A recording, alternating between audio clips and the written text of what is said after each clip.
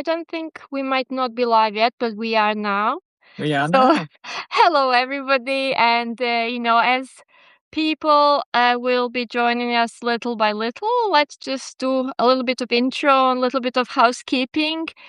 For the people who know me or don't know me, I'm Anna. I'm a therapist.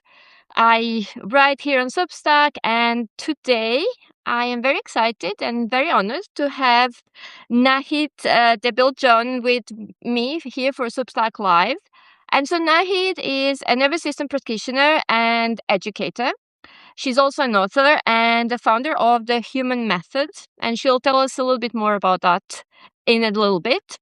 And her work focuses on how capable, high-functioning people develop patterns of constant readiness in the body and how those patterns can be gently shifted through rhythm, awareness, and somatic work. Did I say that okay? Beautifully. Well done. Yes, thank you. It's a bit of a mouthful, isn't it?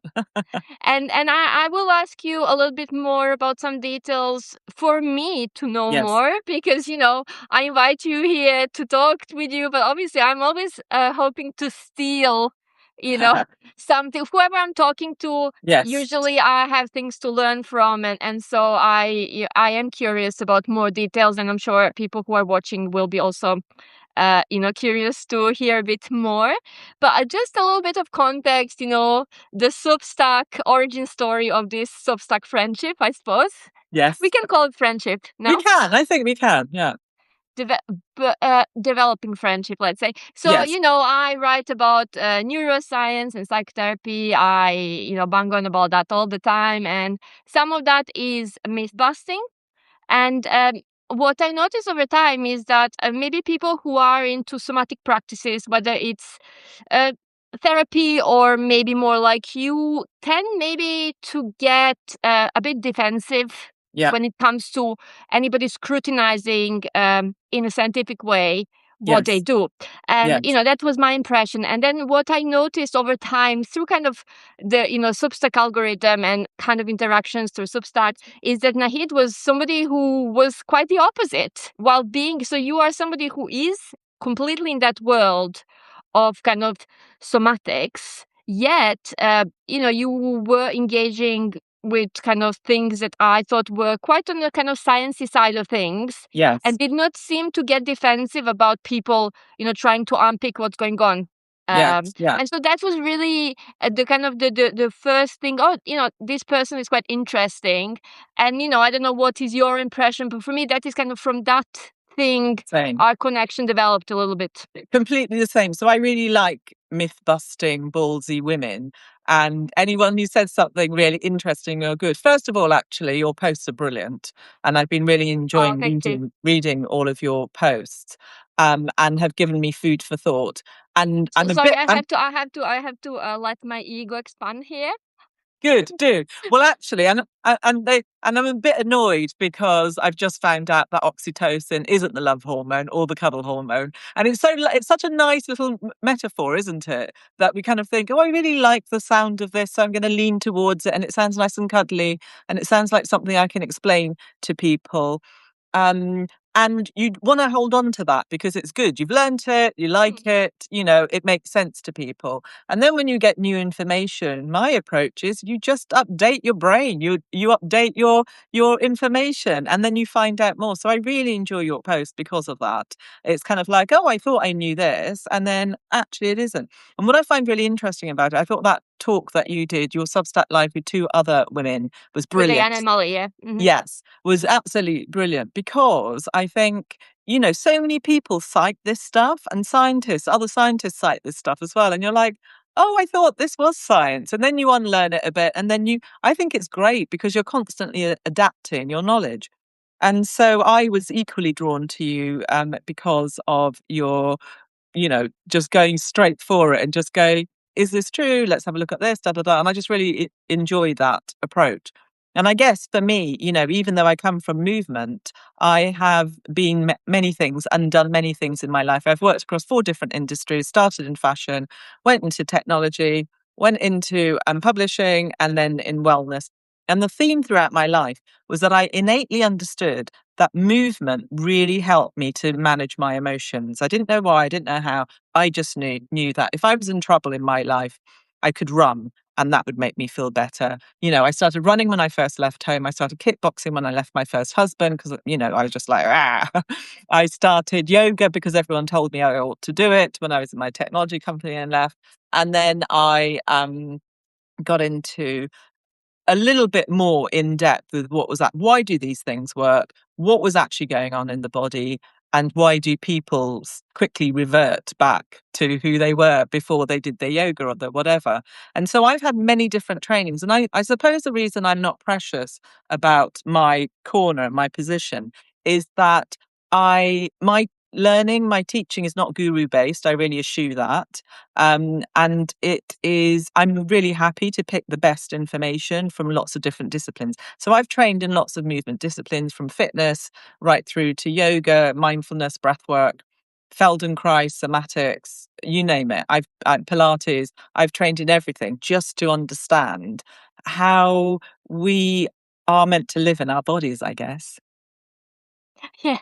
Yeah, so there is several points there that are really interesting, and I always hope that I kind of get the message across that if I'm critiquing or try to critique something, that's always a good thing, because Yes, if the absolutely. theory is strong, it will sustain the criticism. Yes, And if it's not strong enough, well, then never mind, let's find a better one. But that absolutely. doesn't mean that many practices that people do and traditionally have done over millennia Yeah, are not effective. yes, They're two different things. And, absolutely. I myself, while I kind of sometimes go hard on criticism, I will engage myself in things that are not, evidence based. I Yeah, will of do breath course. work. I will do Yes, retreats. I went to yes, ayahuasca retreat, not because it was neuroscience based. It's yes, because I wanted to experience something new. of And, course. and so this is it. We can kind of hold these two parallel positions, and which is embracing the new things, trying new things, but also thinking, okay, what, is some of that supported by science? Is there a better model? Things like that. And so, Absolutely. And I completely agree with you. And actually, to be honest with you, when I teach, even though I have quite a lot of knowledge about, the science knowledge as far as I know, the most up to date information. That isn't something I particularly want to impart on my clients because I want them to move out of their heads, to move away from thinking and into felt sense. And that's really important to me. And I think bamboozling people with too much information in a movement class removes them from the felt mm, sense. There's so much more going on for us rather than just cognitive mind. And that's what I want to tap into through interoception, which I know you've and also so written really about. quickly, just a few words, just housekeeping. We'll have another, 15 minutes or so, and so we will mainly, well, we'll see where we go. But the idea initially was to talk about interception and its Yes, uses, yes, and but we and I, my plan is to kind of try to ask Nahid how she works with that. But obviously, if you have any questions, please ask and we will try to answer if we can.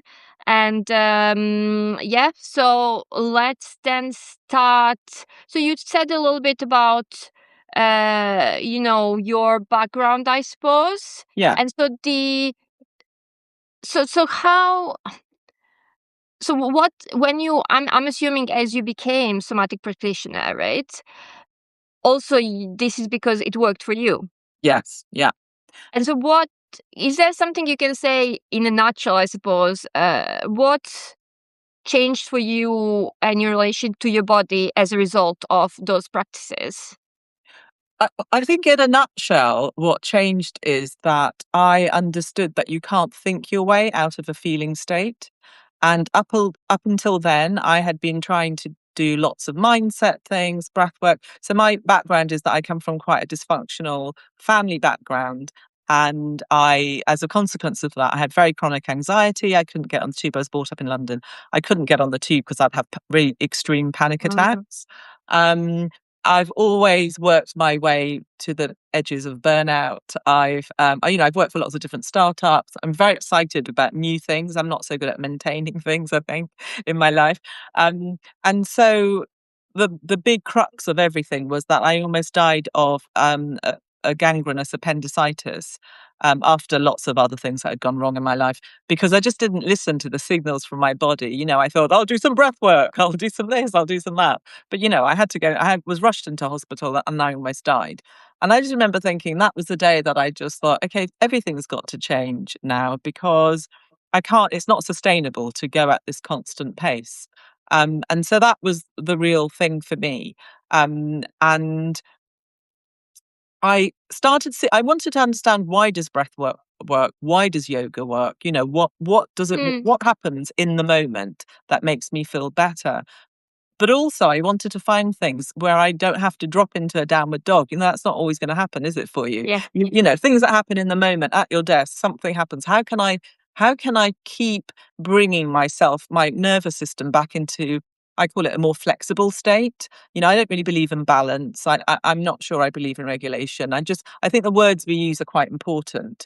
But actually, it's fine to feel a bit alarmed to rise and meet a challenge, but can I come back from that? And so it was this idea of, can I expand? Can I retract? Can I expand? Can I retract? That I got interested in. And I used to have my own studios, fitness studios. I did Pilates, yoga, short classes of fitness.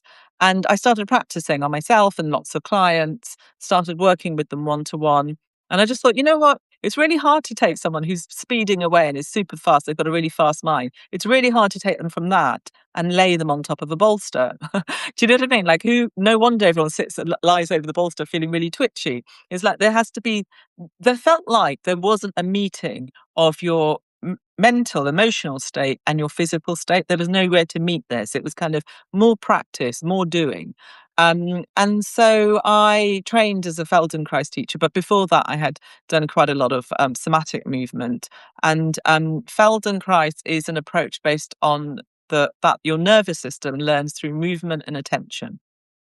And so it kind of connects up and works with the regions of your brain that are to do with sensing, thinking, and moving, which So is are you pretty saying, much so all of you. let me see if I mean, I've Yes. heard about the method, but I'm not, familiar and never Yeah. practiced. Or so what you're Yeah. saying is that the premise is that, what did you say? So it's So attention and movement. yes, your nervous system learns through attention and movement. So it's based on developmental learning. When you were a baby, you would have put your foot in your mouth and laughed and then tried it again and then figured out it was connected to your hip and then pulled on it. And then maybe you rolled over and you either laughed or you cried or you were in shock. And then you try it again and try it again. And before you know it, you're on your belly and then you start crawling. Yeah. So we learn through experience. And this is what the method is based on. I don't teach in a purist way. I kind of teach with all the different disciplines that I've learned over the years, and with trialing and tweaking on people, lots of different ways of bringing them to this state where they're much more curious about why they do what they do. And so we're looking at the quality of movement, not necessarily what it is that they're doing. And when you say movement, do you mean movement as small, or movement as in somebody's walking, or movement as in somebody who will be just talking, or kind of the body language, the Yeah. posture? It So in the lessons that I teach people, I will guide you on the floor. But the interesting thing about movement is that it's all about how you move through life. So what you do on the floor will be very related to how you gesticulate and how you walk, because there'll be patterns of movement that you have built up over the years through your habit. So we're looking at, what I'm asking of you, I guess, in each lesson is this useful? Is this giving you a range of possibilities or not? And getting you to kind of self-reflect and kind of go, oh yeah, I could do it like this, or I could do it like this. And just kind of open up the possibilities of movement. And then your brain just has a lot more options to choose from. and you the I think, if I'm not mistaken, there is that method is linked to even overall kind of the word somatic. Yes. as, So as in kind of the concept in that didn't exist before, right? The somatic training, the somatic education. Is that the origin of the word somatic? I mean, somatic means as to refer relative to the body, but relative in to the body, terms of yes. how we use it in kind of wellness or Yeah. for So I think it was Thomas Hanna, who was a student of Feldenkrais, who so there then is a link, yeah. yeah, so he put that he had put that came up with the word, or made it popular rather. I think it had been used. But somatic, we have to be very careful because it's an umbrella term for lots of different things, and it's incredibly trendy now. I've been doing it for 20 years. Um, but it's very trendy now, and so everyone wants to be somatic. You know, they'll either put a neuro something in front of things, or they'll put somatic in front of things, depending on where they come from. And you sort of have to scratch your head, going, "I don't quite know what this." And maybe a really clear difference between movement and somatic. What I believe somatic should be is that movement, dance classes, yoga, in the way we teach them, are very performative.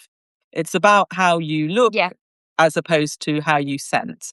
A true somatic practice, I believe, is something where you are sensing and reflecting and adapting.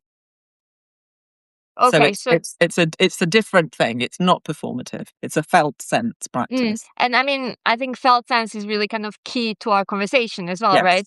Yes. And if we kind of move now slowly, you mentioned already your situation that you had, I don't know how long time ago, that was with your appendix, and you said Yes. you were not listening to the body signals. I mean, Yes. what I hear, if I was to translate that into how I think about things in neuroscience informed way, I would be thinking Yes. somebody is dismissing interoceptive Yes. signals. Is Yes. that You're right. would that be the translation? That would be completely the translation, but of course I didn't know about Yeah, of course. And interoception. it doesn't really Yeah, matter. It's it's no, it's it's i- it's the, we're talking it's about the same exactly thing. that. Yes, it's exactly that. And it's the culture that we live in, isn't it? That just you're always kind of like, I can mindset my way through this, I can power my way, I can think myself through this. And actually you can't. There's some things you absolutely can't.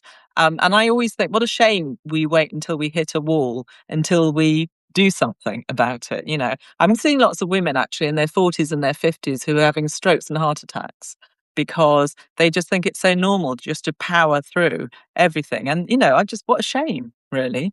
I mean, there is lots of. I mean, if we kind of think about the cultural moment we Yeah. live in, not that I'm a cultural critic myself, but how I experience it is that we have lots of mixed messages. On Yes. one end, there's lots of do this, relax, self care, do this, do that, get this up, meditate. There's more of that than ever, right? Yes. Yes. Yeah. Meditation or breath work is something that's now ubiquitous everywhere. Yes. Yeah. Yet, 20, 30 years ago, it was a niche thing.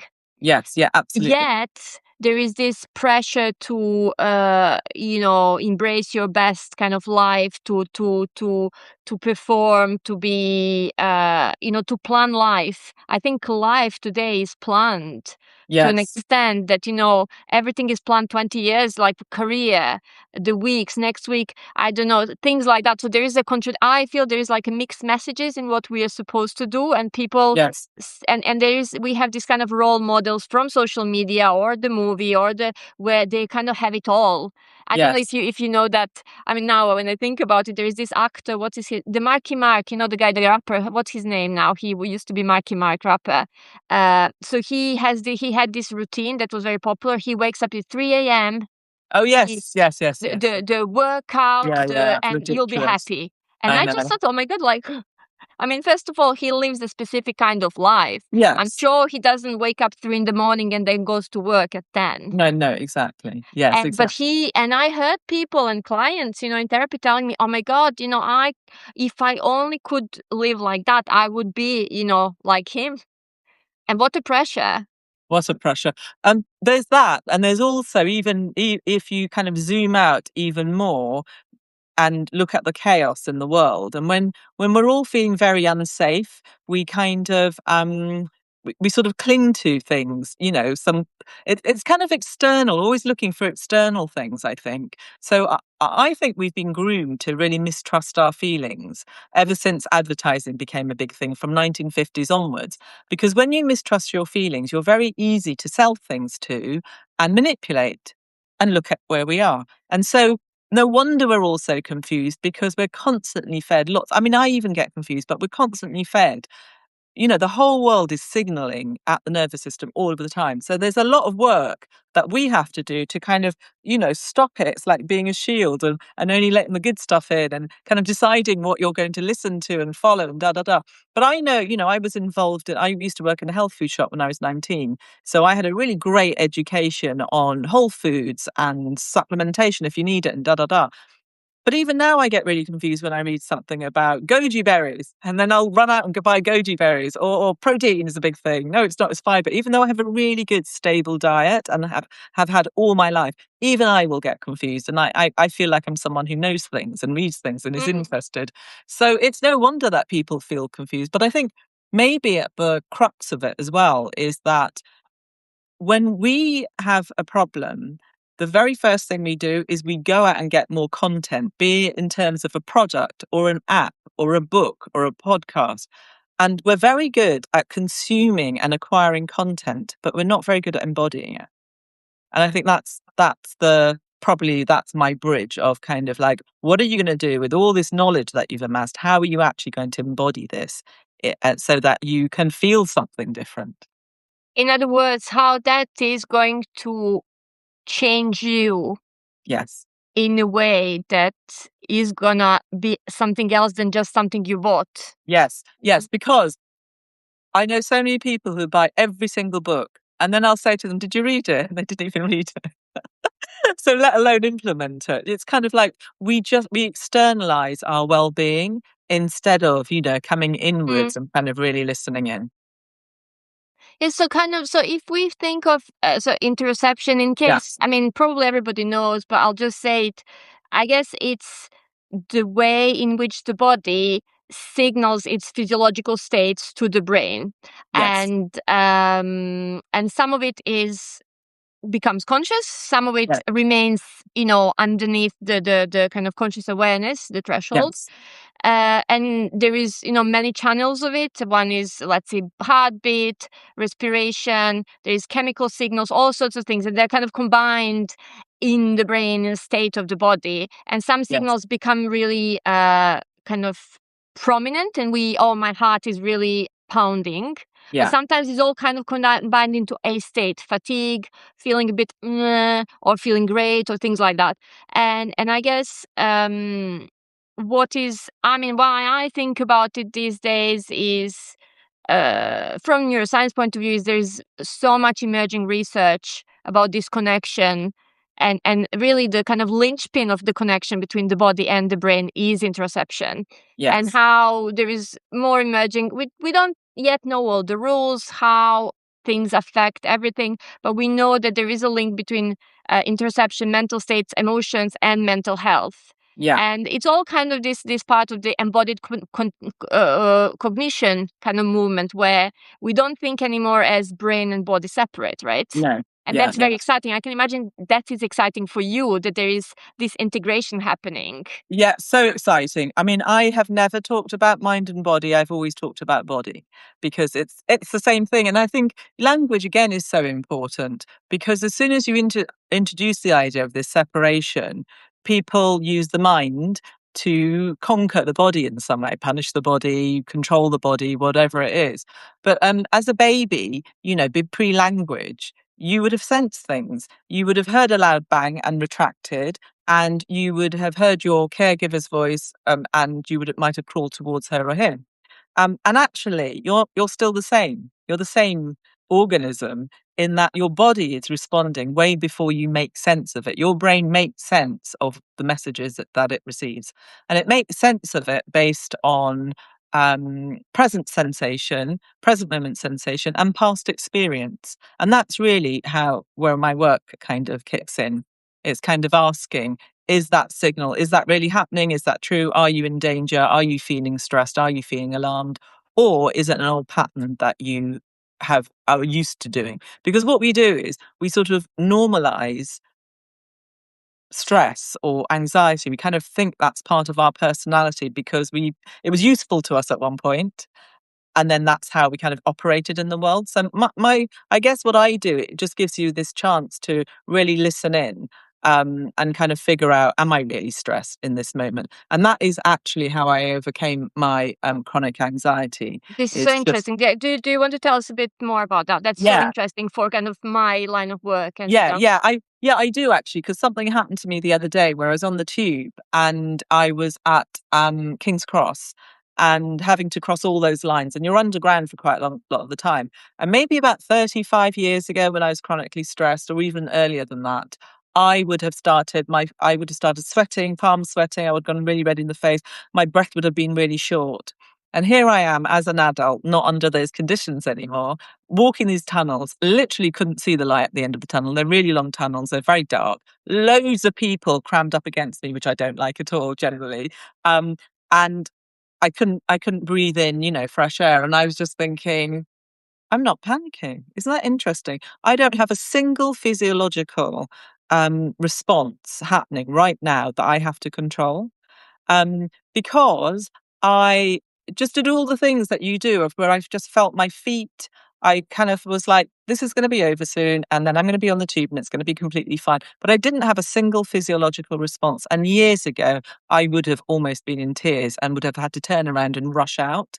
Um, and so that is a real, and my mindset practices didn't help me. It was just this really being able to drop into your body and kind of go, actually, I'm all right now.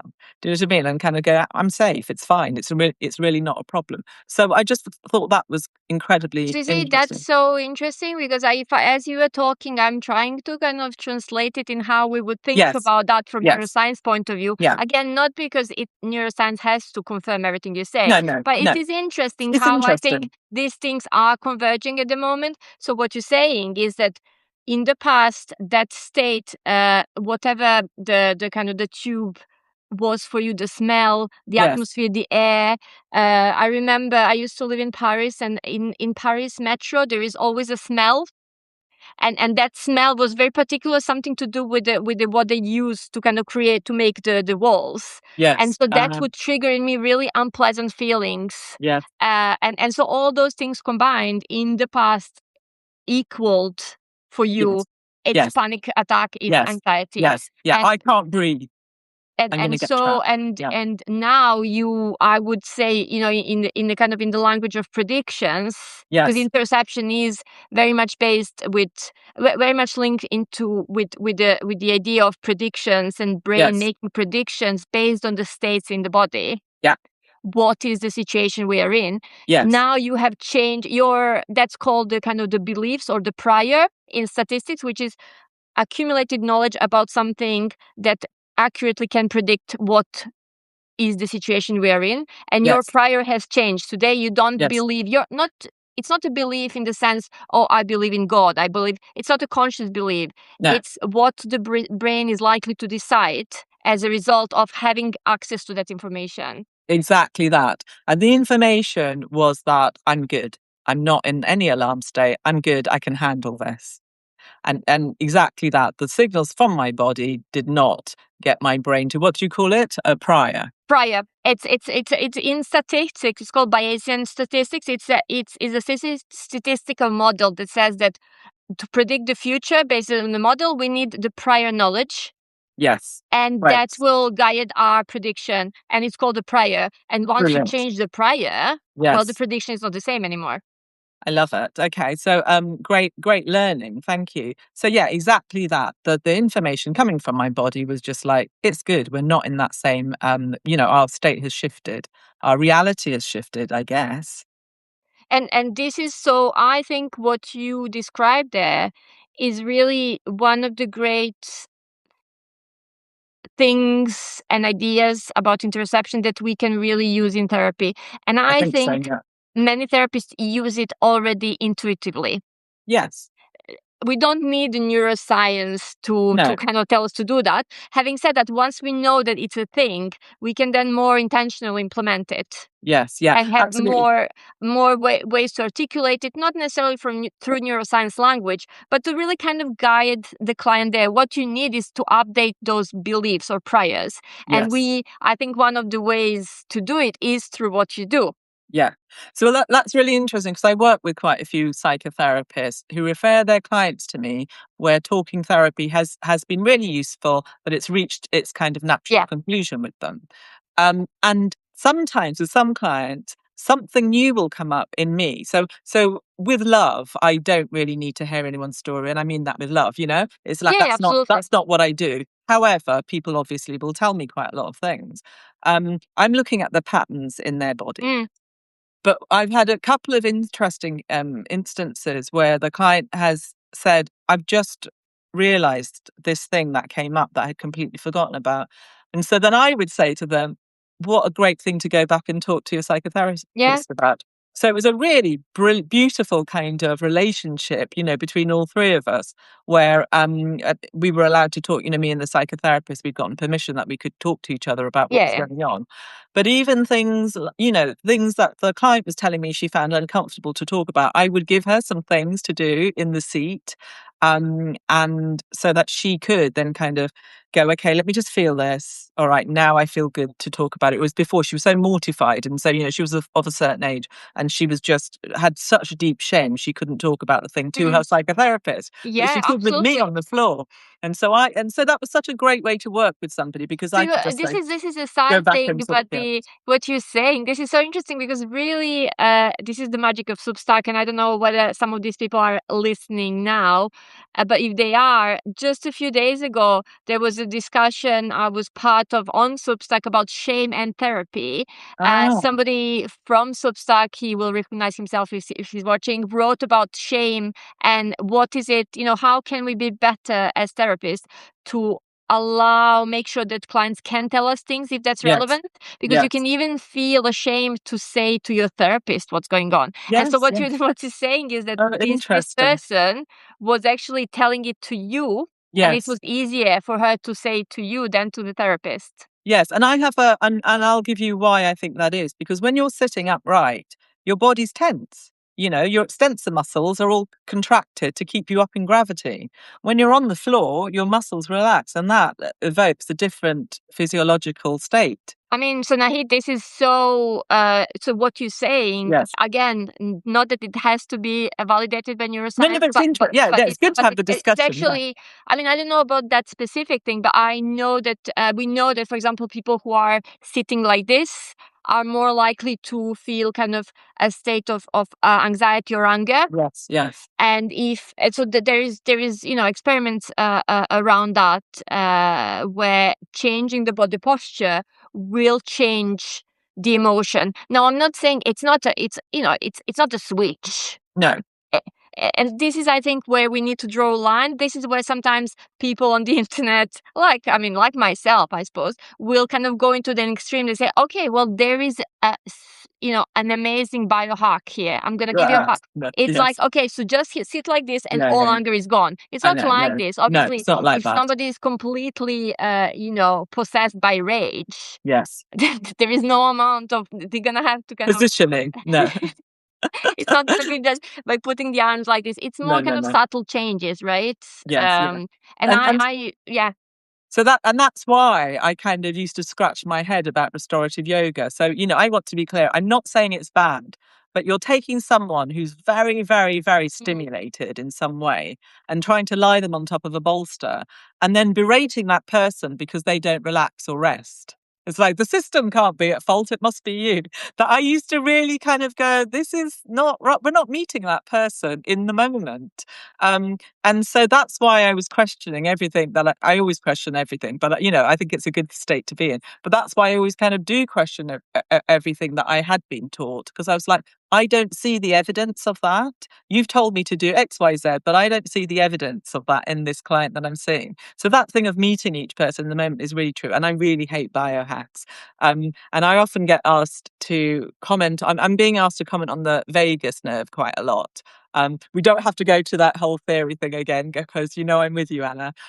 But so we won't touch that. But No, it's okay to talk about it. It's okay. I yeah, just don't yeah. want But people to think that we kind of we're against it. No, no, yeah, yeah, exactly. yeah. It's all bad. Da, da, da. It's all bad. We're good. No, I don't want anyone to think that either. But the vagus nerve is interesting because, of course, as soon as the press get hold of that, they're always looking for the next big thing, aren't they? The next fitness thing, the hack, the this, that, and the other. Because actually, to fix the systems, it feels too unwieldy. Because what would help midlife women? I know, a 4-day week. Or what are really going to help our kind of mental and mental and emotional states? It's kind of a kinder society, I think, with a future, with a hope, blah blah blah. So I think I think that's the reason that the press will kind of jump on things and want this to be the next thing. So I'm constantly being asked about for vagus nerve resets. And I'm like, you can't really reset it because it's part of a much bigger picture. We're an interconnected system and you've got to look at the whole system. You can't really go to one bit and go, let's switch this on because there's many complicated things in, going on for each person. I So mean, so for example, this specific, and I know, of course, that the people and the press gets hold of it because yes, if they can write about one amazing thing that everybody can do, that's yeah, it. Their kind of paper will sell. So yeah, everybody has their kind of covert interest in the whole thing to yes, yes, find this magic solution. I But know. as you say, I mean, the kind of the vagus nerve, and I'm no vagus nerve specialist, but No, I did speak to some of them, yes, and even Paul Grossman, who is known for debunking polyvagal theory, so he is a specialist of vagus nerve, and he yeah, says he would love it. He would love it. He would publish on that if there yes, was a magic. But it's a huge nerve that it's actually many nerves like cables yes, connected. And actually, to this day, nobody at this moment nobody knows exactly how it all works. no, And even they are people from vagus kind of nerve physiology. They are even skeptical about vagus nerve stimulation as in electrical stimulation yeah, yeah, because vagus nerve is also, while it is the kind of the main vehicle for parasympathetic activation, there yes, is connections with the sympathetic yes, yes, yes, yeah, system. And yeah. you might be, we don't know today whether by stimulating the vagus electrically, you might not be stimulating the sympathetic and doing the opposite. Aha, yeah, So we know interesting. very little to have any kind of certainty. Yes. And to reset the vagus nerve, I don't even know what that actually means. No, I don't. And I get that people like devices as an entry point kind of into wellness. I kind of get that, but I'm often sent things where I just think, I'm so sorry, but So I can't it's accept this. it's interesting. It's interesting because ultimately, you know what is very contradictory if people actually did think about it for 2 minutes is that more vagus activity is better for parasympathetic. So we should not reset it because Perfect. Yes, yes, resetting is getting it to kind of baseline zero. So yes, that would mean much more sympathetic. So it doesn't make yes. sense. But It doesn't make reset is sense. such a kind of buzzword, right? It is. Yes, yeah, it And it is. feels all you just kind of wipe the slate clean and Yes, yes. Or even, the word balance. And I'm like, actually, you want to oscillate between two states. You're never, nothing's ever, it's a bit like happy when people say, happiness as the kind of goal. And I'm like, actually, I prefer contentment because it's about finding small little contentments throughout your day and then they build into something rather than this state of happy. And now I feel really anxious that my happiness will go. So I'm going to cling on to it for dear life. It feels like not a very happy state. So And it's a what bit you're like saying, balance. Yeah. it's flexibility. Flexibility. Yes, absolutely. So that's what my work has moved into understanding. And that's with working with people for ages. And even actually, it's interesting, even when you say the words and you don't really believe them, like we were talking about dysregulation for a long time. And I don't really want to say someone's dysregulated. Actually, they're adapting to their environment in a really appropriate way, and I knew that, I sensed that, but the language that you were given, in books or whatever was just, so I completely kind of reshape my language over the years of where it's just like, this makes no sense to me, so I'm going to not use it. Mm. Or I look into it a little bit more. And that's where I think, again, reading you's been great because I'm like, darn it, Anna, I quite like that, but I'm going to let it go now. And I'm going to go and look even deeper. And I have lots of other great people like you that I've followed, not just on Substack, but, teachers of mine as well, where I'm like, I've got to ring this person up because I don't fully understand this thing, I don't think. And I thought it was this, but clearly it's not. And just to And get clarity on, because it's as a person who's guiding other people, it's really important what visuals they're conjuring up from my words, because that's going to help them in how they move and what they're imagining and so on. so words have a power for sure Huge because power.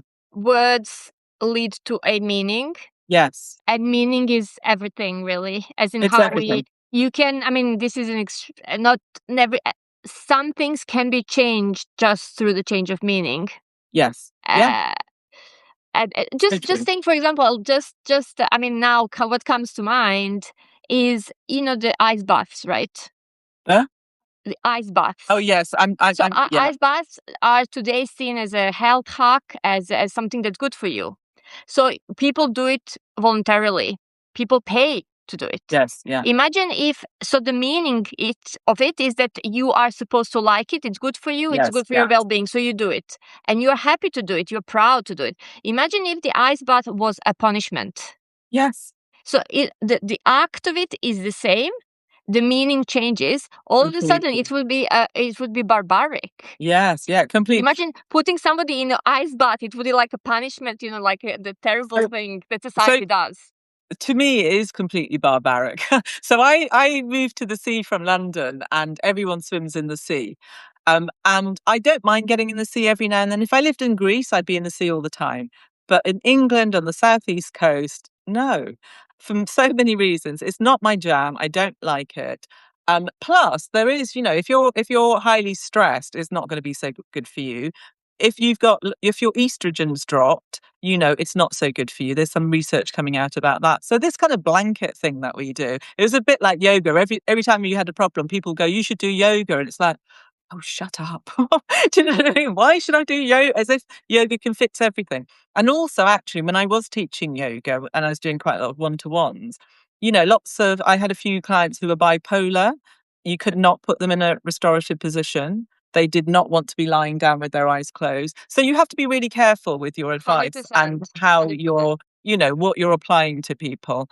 So yeah, meaning is everything. And I myself am a big fan of ice baths for different reasons. Yes. But again, not as cure all or No, solution for no. everything. But I Yep. did think about how horrible it is it's not enjoyable. It's a No. challenge for the body Yes. and for the mind. Yes. Yet it's considered as something like the peak experience today. Yes. Yes. Yeah. So now if we kind of think of and just really one thing, we mentioned vagus nerve, but actually when it comes to interoception, so vagus nerve is the main conduit for interoception. It's 80% Yes. of interoception goes through the vagus nerve. But we're not going to be giving any hacks for the vagus.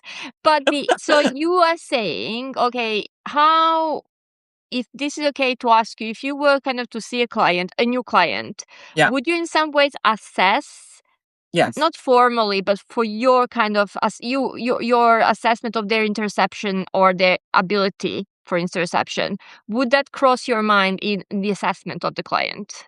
Yeah, it would. It would to an extent, but they wouldn't know that. So I Yes. would. So online, they've already filled out a questionnaire for me, so they can just tell me why they want to come and see me. Most people are burnt out, stressed, have some sort of trauma thing. Again, I don't need to know that, but they would have been referred to me. Um, but something going on, some pattern that they have that is impeding their life in some way. And I'll give you an example of that. So one woman that I'm seeing at the moment, she's almost at the end. Actually, I'll probably will continue seeing her, but she had told me this. She had a very domineering father. She was the eldest daughter. She fought him all the time. He fought her because she had some spirit, and she fought him. And so her whole life is just fighting, fighting, fighting, fighting. So she lives in that kind of real hypervigilant state of having to prove herself and blah, blah, blah. So when I first met her, it was online. and I heard everything that she had to say, but I might get her to do some really simple movements so that I can see the flow of her bones. Mainly work with people's bones. That's what I'm interested in. So I can see the flow of her bones up and down, and anywhere that isn't moving very well, Sorry, you need when to you give say her. flow of the bones, what do you mean? So what I mean by that is, so there's a really simple rocking thing that I give people, and it helps to soothe your system. It helps to Mhm. recalibrate the bones. Helps your muscles to kind of figure out, should I be on, should I be off. And you do it quite quickly, so the brain's a bit confused and just sends signals going on, off, on, off. So the whole body gets to just release a little bit. And then what I'm seeing is, if the right side of her body is rocking quite easily, I'm like, oh yeah, I can see there's a good flow through the bones, through the joints, through the soft tissue. Everything is kind of connected on that side. On the other side, I might see a different pattern of where something's getting stuck on her pelvis. And so I won't then decide there's something wrong with her pelvis. I will just think, that's really interesting. I wonder what is going Yeah, on. yeah, yeah, yeah. Yeah. And so between us, we'll have a bit of a conversation, some movement where we are exploring what's happening in the whole system to make this compensatory movement happen over here.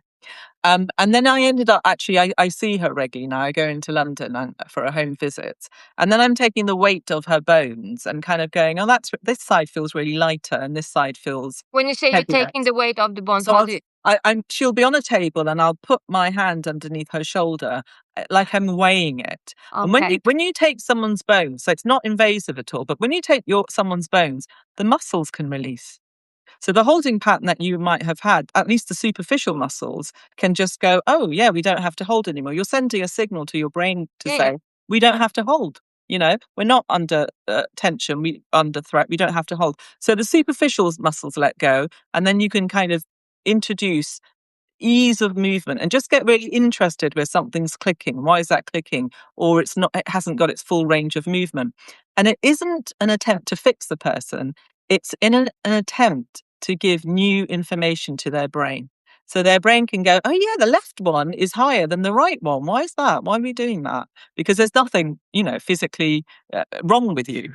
And so it's this process of kind of giving new information to the nervous system so the brain can process it and go, we can let that go. We don't So need you to see put that effort into that. it's so interesting. So what you're saying is, I'm kind of, as you're talking, I'm really trying to just kind of see how, that can be used. Not, I'm Yes. not going to do it. Obviously, I No, can't no. manipulate people, but Yeah. it's really interesting as a kind of way of thinking, right? Of what, because as Yeah. adults, most of the time, I think when people are when babies or small kids are held a lot, but as we kind of become, adults, Yeah. we're not, unless we go to massage or places like this, and also depends on the massage, the body is mainly held by us Yes. in the way that we are Yeah. just habituated to do. Yes. And as you were talking about this kind of, how did you call, holding the bones? Yes. Taking the So, weight of the bones. and so in a way, I can imagine how that experience is quite unusual and will Yeah. be registered as a surprise for the brain to think, what isn't, it's not a sensation I usually have. And so as a result, Right. you can kind of update something, change the Right. way you habitually, Exactly yeah. that. Yeah, exactly that. And also, I've sort of written it down as well, but the bones actually play quite an important role in regulating emotions through the production of osteocalcin. Have you heard of that? No, no. So it's a hormone released by bone-forming cells called osteoblasts. And the osteocalcin is released during stressful situations and helps activate your kind of alarm response.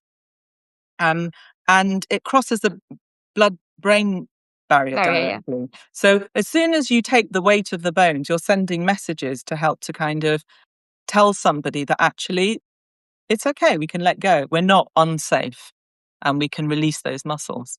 Mm. Yeah, It is so really certainly something. I mean, I don't know. I don't know much about this, but I heard that maybe in some kind of southeastern cultures it will be different, the relationship with the body and kind of holding. yes, And yes, but where I'm from and certainly where I live, that's completely absent from day to yes, day yes, life. it is. Yeah, We are, yes, you have a partner or lover or whatever, but that's not going to be. You are mainly on your own with your body. yeah. And something you just said there earlier on was interesting about how we hold ourselves. And actually, what I find is how we hold ourselves is with contracted muscle, not by giving weight to the bones. Because when you move from your bones, it's a much more effortless way to move, and the muscles and soft tissue can come along for the ride. Yeah. Because the bones are moving you through space, not Mhm. contract. You know, that thing of where you have people have really contracted traps up here, these trapezius muscles, and they hold their shoulders up I like know that. You what you have mean. that. Yeah, Yeah. I I worked with used to that have my that. Yeah. whole life, and I'm much better today. But there was Yes. a time in my life that I was not even aware of it. So Yes. I would be walking, about my day with the pain here, Yeah. Yeah. completely kind of knowing that something is hurting, but not realizing that's about because of the tension. So I know, and that's very Yes. common, very Yeah. common. And but really, what you want to do is your arms want to hang, and they want to hang from your shoulder bones and your shoulder blades and your collarbones. Because if I wanted to, I could snip your skin off, pick your collarbones and shoulder blades up and move them away from the rest of the skeletal system.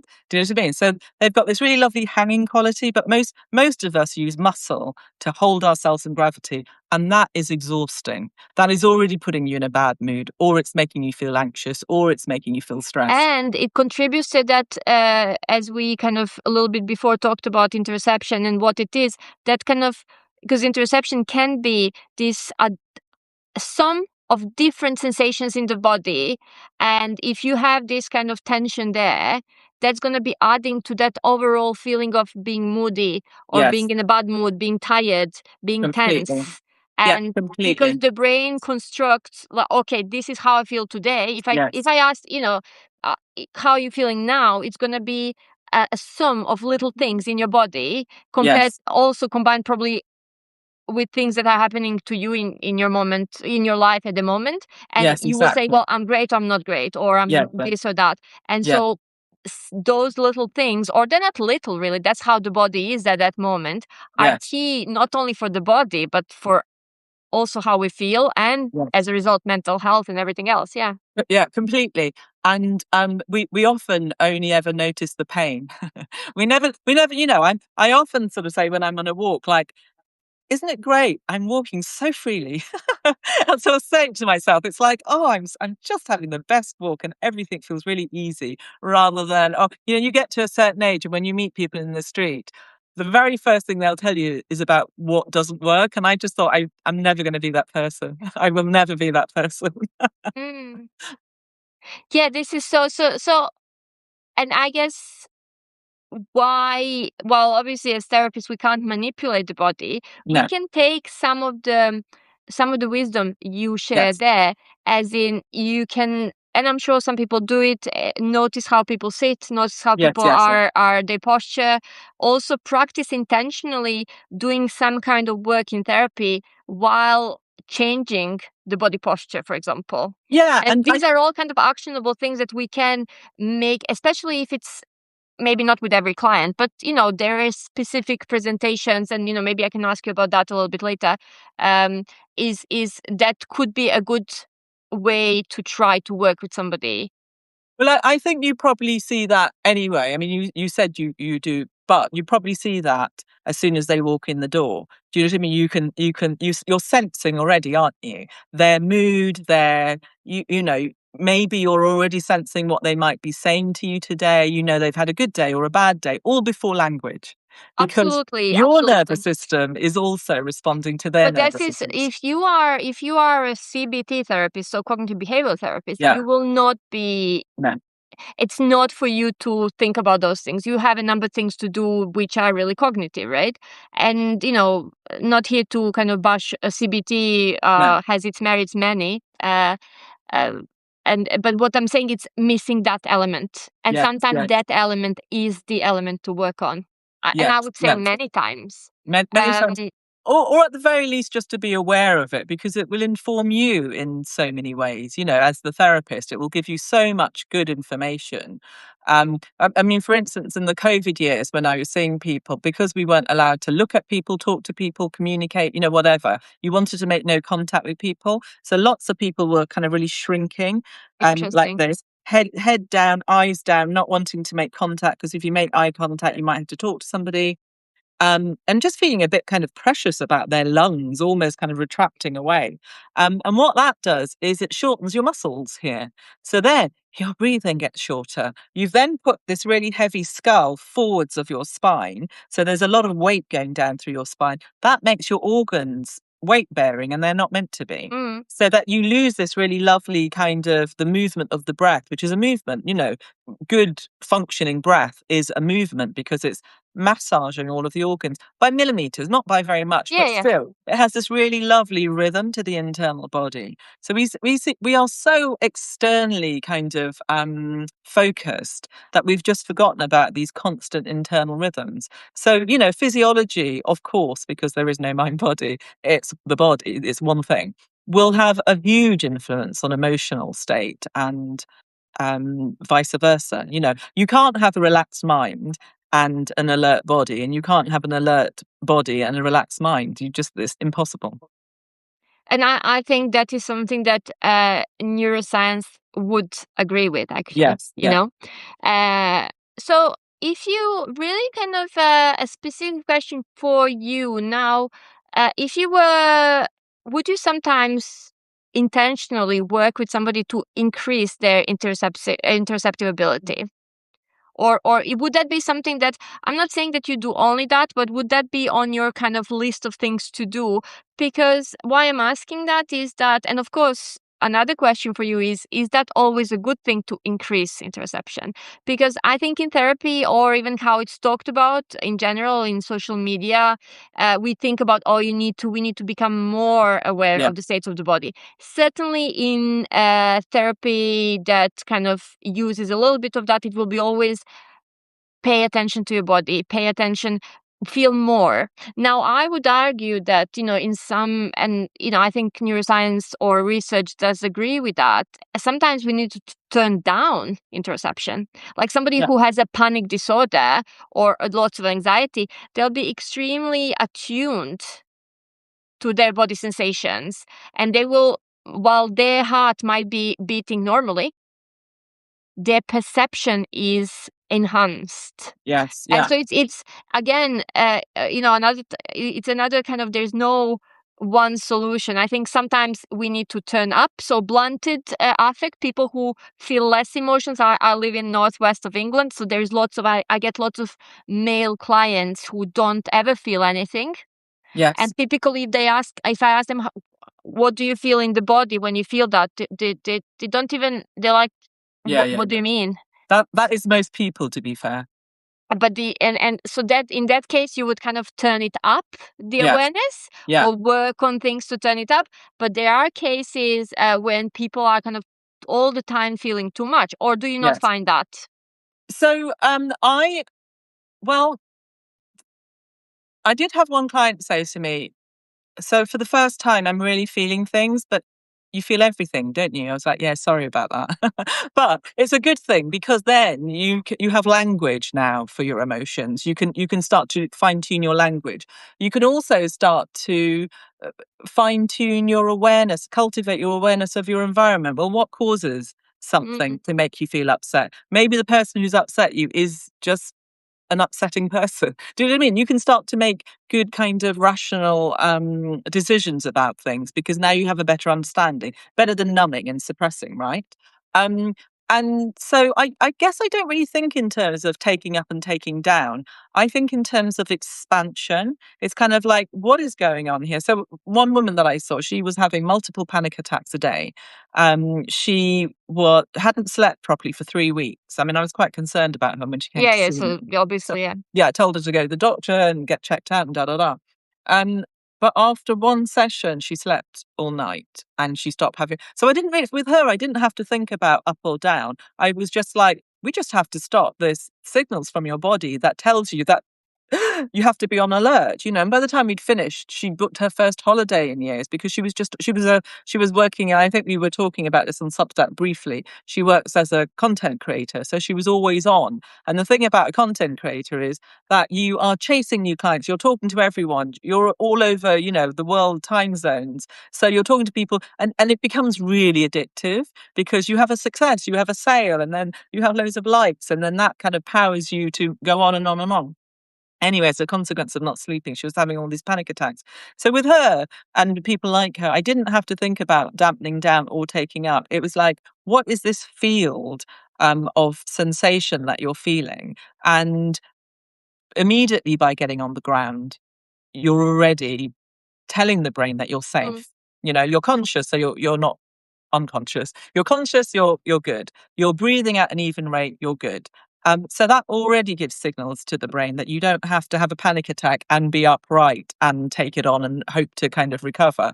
It's like you need to do something to ground yourself, to feel the ground behind you, because there's several things that the nervous system really, needs to know. Like, where are you located? Are you on your feet? Are you on your bottom? Is your back against a chair? And often with people having panic attacks, they might ring me in Paddington Station, and I'll be like, go and get your back against the wall, and then let's Mm. do some breathing. So it's the very first thing that I would do as well.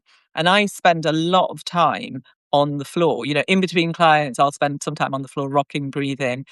To the point where my husband will often come in I've got a garden studio. He'll walk in and he'll just go, hard day at the office, dear. And I'll be like, I have. This is my work. This is what I do. I need to get it out of my system as well. So location is super important.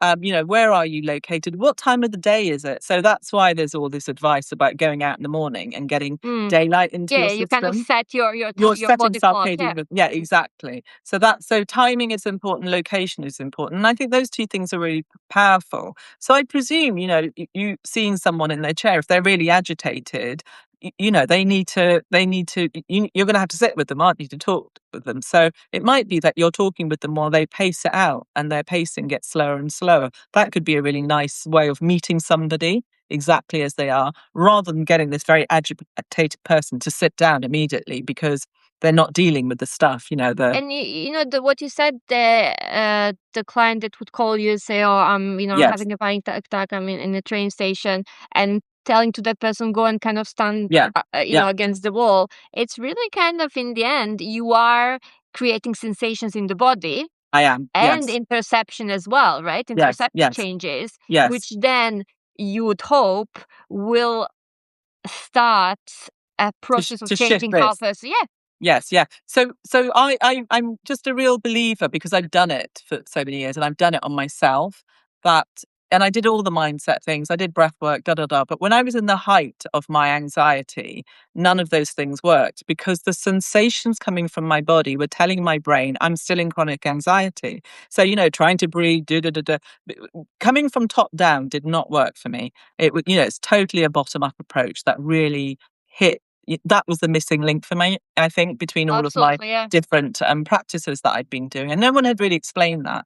I just needed to feel it for myself. And Yeah, then I was that's like, a really good aha, point that you're making. That really, for people, I'm assuming many people know, but it's the difference between top down, which CBT would be, or many yeah, other talking therapies, and bottom up. So yes, that is the difference. And probably the best thing is to kind of do both and yeah, judge as a therapist accordingly what's yeah. needed, right? Yes. But Well, I think it all has a place, doesn't it? It all has a place. absolutely, yeah. But I think that's what we have to remember is that it's this kind of whole integrated kind of piece, and treating the whole body as an integrated thing. I think we stand on the shoulders of biology, which cuts up muscle and tells you to memorize this bit and then this bit, and then you just think that bit and that bit, two separate things. So how do I do that?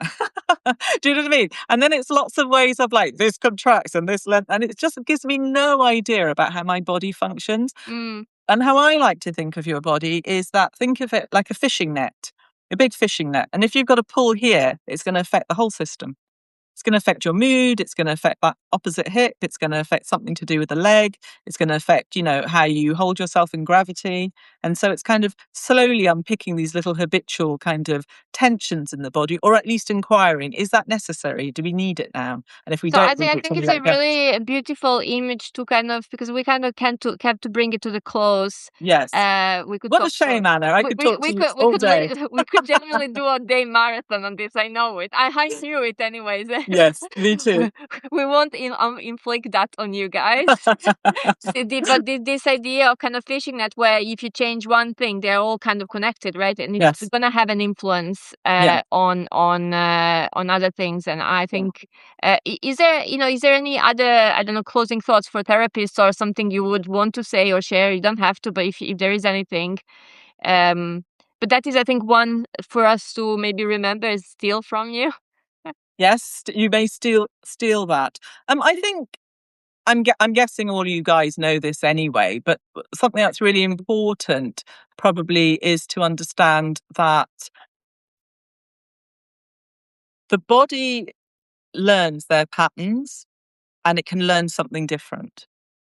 You don't unlearn things, but you replace it with new learning. And then that way you bury the old learning. And I think that was really helpful to me, because I think generally in how we approach health, well-being, is that this is rubbish. Now you have to learn this new thing, and you have to impose it on the body. Yeah, on the body and on the mind. And actually, a kinder way, and maybe, more compassionate way, is that it's much smaller steps towards the direction that you want to go into. So it's kind of, you are this way, but actually you can learn something different. And so kind of let's step into that. What might that look like? And I just think, I think maybe that is part of your training. I'm not sure, but it wasn't always part of the disciplines that I learned. It depends on training. It certainly wasn't part of my training. I didn't train in any modality that had any somatic component in it No, whatsoever. So this is more things I kind of picked along the way. But yeah. definitely the kind of small changes can lead ultimately to a bigger change, Yes. right? Yes. And it's important for the nervous system to not have a big change, because it'll just snap back. It's like a rubber band. That's why diets, you change your diet drastically for 2 weeks, and then you snap back doing what you always did, because it's too big a change. But actually, if you go small steps along the way, introduce a salad, and then and so on and so on and so on. And that's how you build a sustainable practice. I mean, Because, I think this is really, really nice, this idea of rubber band, and the yeah, idea that, because ultimately, if you make a bigger change, you haven't made a change, you have decided through your willpower, yes, right? exactly. Yes, yeah, well And you done. are actually not, if you think of those priors, you're not updating the priors. You are Yes, imposing through kind of willpower yes, something that because willpower can last only for so long, right? yeah, yeah, exactly. And you are still remaining the same because the prior is too strong in a way. Yeah, and it's a bit like Oprah Winfrey when she lost lots of weight. She would for years she would lose loads of weight very drastically, and then put it on, and lose it and put it on, because her idea of herself was always as a much bigger person.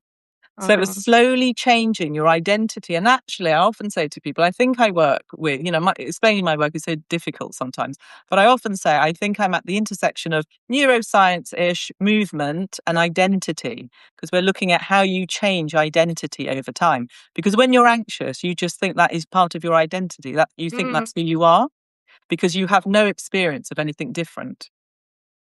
Yeah, and as you say, it's not. We all hope, because also movies and myths and things like that don't help, because there's always like this magical change and all of a Yes, sudden, yes, yeah, but that's yes. not how it works, right? No, no, It, exactly. Yes. That's not so how it works. thank you so much. Thank Thanks you so much, everybody for Anna. your patience. I just want to say that please be sure to check Nahid's Substack channel. She has Yes. plenty of writing. She also has her Sood lessons, right? It's every Yeah. week on Every Wednesday. Wednesday at 1 o'clock. And Yes. so if you want to subscribe to her account, you'll get notifications for that. And Thank thank you you. so much for your time, for sharing with us lots of in the end, we ended up with lots of tips, I think. No hacks, but some tips. And Good. thank you so much Thank you so much for for coming having me on on. with me. I knew it was going to be a great conversation. Thank you so And much. thank you everybody for joining us, and Thank see you you. on Substack soon. Bye. Bye. Bye bye. Bye.